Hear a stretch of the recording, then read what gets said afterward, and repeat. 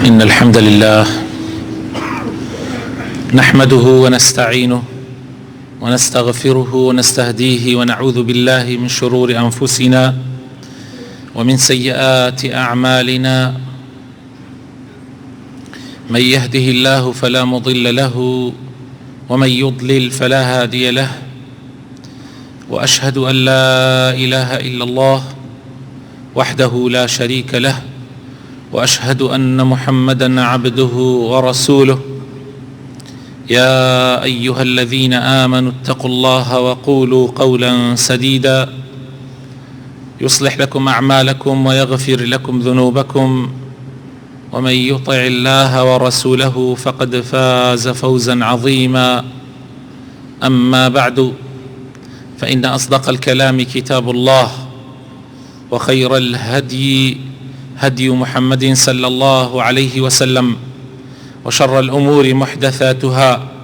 وكل محدثة بدعة، وكل بدعة ضلالة، وكل ضلالة في النار. خوشکانی بەڕێز، برایانی خۆشەویست، لەو تاری ئەمڕۆیە بە ئیزنی خوای پەروەردگار باسی فەزڵی وشەیەک ئەکەین، ذکرێک ئەکەین لەو ذکرانەی کە لە لای خوای تەعالا زۆر گەورەیە، زۆر بە نرخە و سوودێکی زۆر زۆریشی هەیە بۆ ژیانی ئێمەی مسڵمان.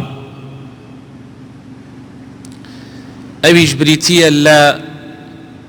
وشەی لا حول ولا قوة إلا بالله. ئەم ذکرە، ئەم وشەیە خۆی بەتەنها و هەروەها لەگەڵ ذکرەکانی تریشە ذکر کراوە کە چەندێ فەزڵی هەیە. ئیمامی بوخاری بۆمان ئەگەڕێتەوە، خوای لێ ڕازی بێ، لە صحیحەکەیە ئەفەرمێ لە ئەبوی موسای ئەشعەریەوە، ئەبوو موسا صحابەی پێغەمبەرە صلى الله عليه وسلم، أفرمي قال: كنا مع النبي صلى الله عليه وسلم في سفر. لقل پیغمبری خوشویست ابوین صلى الله عليه وسلم لقشتك ابو موسى و هندێک لە ئەصحابەکانی پێغەمبەر لەگەڵ پێغەمبەری خوایە صلى الله عليه وسلم ڕۆشتوبوون بۆ گەشتێک، بۆ سەفەرێک. فكنا إذا علونا كبرنا. ئەگەر بگەشتایەنەتە بەرزایەکان، طبعا کە سەفەرەکەی بەرزی دێتە پێشت، نزمی دێتە پێشت، ئەگەر بگەشتایەنەتە بەرزایەکان تەکبیرمانە کرد، یعنی الله ئەکبەرمانە کرد بە دەنگی بەرز. جا پێغەمبەر صلى الله عليه وسلم فەرمووی: یا ئەیها الناس أربعوا على أنفسكم فإنكم لا تدعون أصم ولا غائبا. خەڵکینە، تۆزێک بەزەیتان بە خۆتان ئەبێتەوە، ئێوە کە ذکرەکەن لەگەڵ کەسێکە قسە ناکەن کە کەڕ بێ، نەبیسێ، ئێوە لەگەڵ زاتێکە قسە ئەکەن کە لە خوتورەی ناو دڵیشتانە ئەزانێ، ئاگای لە هەموو شتێکە، تەنانەت ئاگای لە خشەی پێی مێرولێ لەسەر بەردێکی لووس لە شەوێکی تاریکە، هیچی لێ ون نابێ، هیچی لێ ون نابێ، پێویست ناکا بەم هاوارکردنە. ولكنكم تدعون سميعا بصيرا. ئەو زاتە سەمیعە و بەصیرە، واتە بیسەرە و بینەرە، هەموو شتێک ئەبیسێ و هەموو شتێکیش ئەبینێ. پاشان پێغەمبەر صلى الله عليه وسلم فەرمووی: ثم أتى علي وأنا أقول في نفسي لا حول ولا قوة إلا بالله، فقال: يا عبد الله بن قيس قل لا حول ولا قوة إلا بالله فإنها كنز من كنوز الجنة. أفرمي پێغەمبەر صلى الله عليه وسلم تایبەت هات بۆلام لە کاتێکا من لەبەر خۆمەوە ئەم ذکرم دووبارە ئەکردەوە، ئەموت لا حول ولا قوة إلا بالله، خەریکی دووبارەکردنەوەی ئەم ذکرە بووم لەبەری خۆمەوە. پێغەمبەر صلی الله علیه و سلم هات بۆلام پێیوتم ئەی عەبدوڵڵای کوڕی قەیس. ئەبوو موسای ئەشعەری ناوی خۆی عەبدوڵڵای کوڕی قەیسە. پێیوتم ئەی عەبدوڵڵای کوڕی قەیس، ذکری لا حول ولا قوة إلا بالله بکە، چونکە ئەوە گەنجینەیەکە لە گەنجینەکانی بەهەشت. سبحان الله. يعني ئەم حەدیثە زۆر گەورەیە بەڕاستی. ئەم حەدیثە ئەوە دەرئەخا کە پێغەمبەر صلی الله عليه وسلم بەفەزڵی خوای پەروەردگار زۆر جار حتا هەندێشتی زانیوە کە خەڵکی تر نەیزانیوە، ئەم لەبەری خۆیەوە وتوێتی لا حول ولا قوة إلا بالله، ئەویش هاتووە بۆ لای پێی وتووە ئەو زکرە بکە، ئەو زکرە گەنجینەیەکە لە گەنجینەکانی بەهەشت. پاشان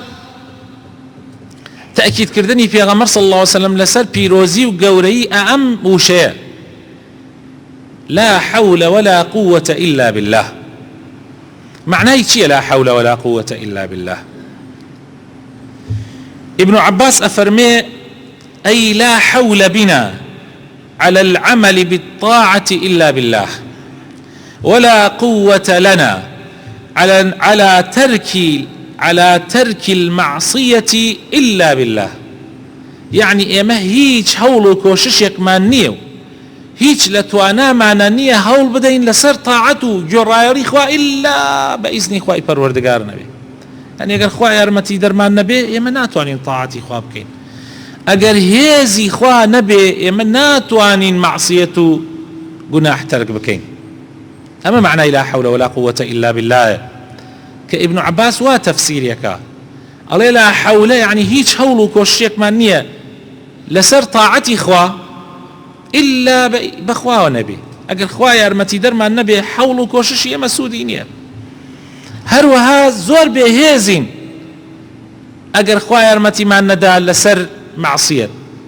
يما تشين يما مروفيكي ضعيف ولا وازن بل كل ناخ مانيشا حزي معصيته جناحية اگر هيزي خوانا بي فريامان كوي يما ناتوانين فرياي خوان بكوي. اما معناه لا حول ولا قوة الا بالله. امام نووي رحمتي خواه لبي شرحي ام حديث من بوك افرميه علماء فرميانا بو لا حول ولا قوة الا بالله او انا بيروزة او انا قورية گنجينيك لگنجينكاني خواه. گنجينه معناه اويا او بارو مالي او سروة ساماني كللاتا زور بنرخة اي شاريته ولا خلق تايبت بو خود خريكي اي شاريته او بيوتي گنجينه. يعني مثلا بون منتو دفتر دولارت هي كيلو آلتونت هي هندي بارت هي مقداركي گرنگ نيه چند بي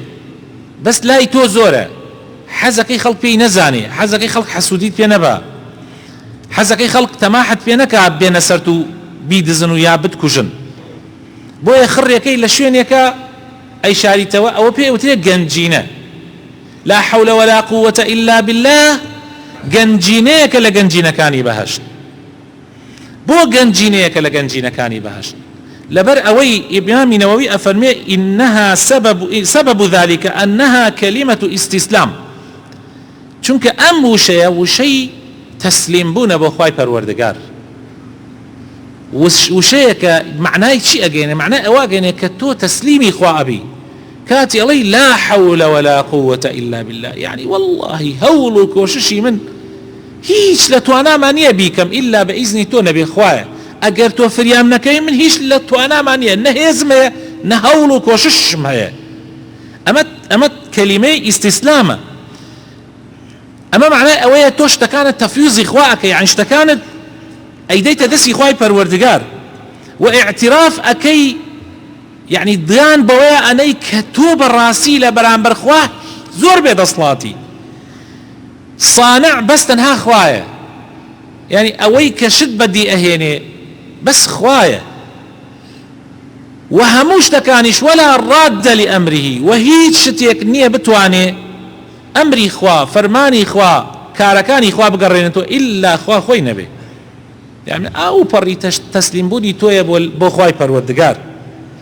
وأن العبد لا يملك شيئا من الأمر تو ام حديثة يعني ام وشي معناه اوي يعني خوايا من عبدم من بندم والله هيج بدسي مني نبدسي هرشي عبدو مخلوق لسر ام زويا همو مان لبردسي توياي يعني تو او بملرزي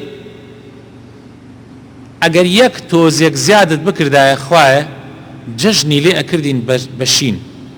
شاي لي اكردين بشين خوشي لي اكردين بجهنم لروجي ججنا يك توز تربه هي سربوه اها خوشوي سكانم اما چند بيد صلاتي يك توز او باراني كخواي قورا عباريني يك توز يزياتري كهمو من غرقبين اما هيج للاسمانية اوي كخلق امروئي كهمو اسبابه اينا بكاري تيري هو كاركانا بكاري تيري اجينا يما زور بيد صلاتين باشان خوا بو امو شينا وانا كنز يعني گەنجینە يعني شتم بە نرخە شاراوەکە بۆ چونکە بەڕاستی پاداشتەکەی زۆر گەورەیە خوای گەورە ئەم پاداشتی وتنی ئەم وشەیە ئەشارێتەوە بۆ تۆ ئەیکات بە گەنجینەیەک بۆت هەڵیەگرێ لە کاتێکا کە تۆ زۆر پێویستت پێیەتی ئەو کاتەیدا تۆ پێت خەڵک جاران پارە بە نرخەکانی ئەیبرد لە بەن هەڵیەگرت بۆی هەر کاتێ پێویستی بوایە ئەچوو لە بەنق دەریە کرد هر كاتي بيويستي بوايا أتشو لبنق دريا كرت عينا لا حول ولا قوة إلا بالله أما نبنرخا خواي تعالى بوتوهري قردوا لكويا لا بيروسترين شوينا لبهشتا لكاتيكا تو بيويست بيتي داتوا أو معنى لا حول ولا قوة إلا بالله خوش يسكانم شيخ الإسلام ابن تيمية أفرمي رحمتي خوالي به أفرمي وقول ولا حول ولا قوة إلا بالله يوجب الإعانة ولهذا سنها النبي صلى الله عليه وسلم إذا قال المؤذن حي على الصلاة فيقول المجيب لا حول ولا قوة إلا بالله وإذا قال حي على الفلاح قال لا حول ولا قوة إلا بالله أفرمي لا حول ولا قوة إلا بالله وشيك يعني وكوايا علي خوايا فريام كوا من هاملة حالتك بيويسم بيارمتي توي هر لبر او السنة كاتي باندر لكاتي باندانا اقاتا وشي لا حي على الصلاة واقاتا وشي حي على الفلاح لو كاتانا السنة توبلي لا حول ولا قوة الا بالله او علي حي على الصلاة مسلمان ورن بونيش حي على الصلاة معناه كي وايا يعني مسلمان ورن بونيش توش علي لا حول ولا قوة إلا بالله توش علي خوايا أجر تو فريام نكوي من ناتو هم هصمرون بونيش يعني أجر تو فريام نكوي من هيش تو أنا يكمليه بس توي فريام كوي يا رمتي مدي من برو مدام أو بانجي خوتوا هروها أفرمي أو كابراي كلا سورتي كهف أخوي تعالى باسي كابراي كاو لقل هاوريكا أبيت مناقشان كابراي هاوري دولة منا أمش مسلماني كي فقيرة كابراي هاوري يتد سكابا قصي نابجي دسكابا قصي نابجي وأليت حتى تنانت لقيامتي شاء هر من أيبا موك ودولة من يما أيبينوا لم دنيا تشون دنيا بو إيمي قيامتش بو إيمي جا أخوي تعالى لسر زواني او بيا ومسلمان فقيرة افرمي تو ابوايا بها تايتنا وباخو مال وسامانكت بدو تا لا قوة الا بالله نأبو تو كاتي بها تايتنا ومال وسامان وباخو باخ شاتكت كفرد بكردايه بويا السنة انسان اگر مال وسامانكي بيني وشيطان توزي خلطان دي وتي ها تو چيت هي ها تو چند دولمني ها تو ببینە چەندێ کوڕت هەیە چەندێ کچت هەیە چەندێ ماڵ و سامانت هەیە چەندێ دەوڵەمەنی ئەلەو کاتە تو بڵێ چی بڵێ لا حول ولا قوة إلا بالله جاء لآيتك خوي تعالى أفرمي لآيتك ولولا إذ دخلت جنتك قلت ما شاء الله لا قوة إلا بالله بلي ما شاء الله لا قوة إلا بالله بلام تؤتواني بلي ما شاء الله لا حول ولا قوة إلا بالله كيشنية شو معناك تقريبا كامل أبي بهردو الشوازك يعني اگر انسان معجب بو بمالو ساماني خوي و چاوی بە ماڵ و سامانی خۆی کەوت بۆ ئەوەی نەبێتە چاوی خۆیەوە بۆ ئەوەی فیز نەکا بەسەر خەڵکا بڵێ لا ماشاء الله لا حول ولا قوة إلا بالله أو كاتا يعني خوايا جان ما شاء الله لبركتي تو يا ربي أميك من الدعوة بخوا من هيج دصلاتك مني همو هي توي من زور كسيكي بيد صلاتهم أو كاتا خوا بركتي تيخا نابێتە چاوی چاو پیسانەوە نابێتە چاوی خۆتەوە لە فەزڵەکانی لا قوة إلا بالله یا لا حول ولا قوة إلا بالله خۆشەویستەکانم ئەبێتە کەفارەتی گوناحەکان وتني لا حول ولا قوة إلا بالله لقال هندي أذكار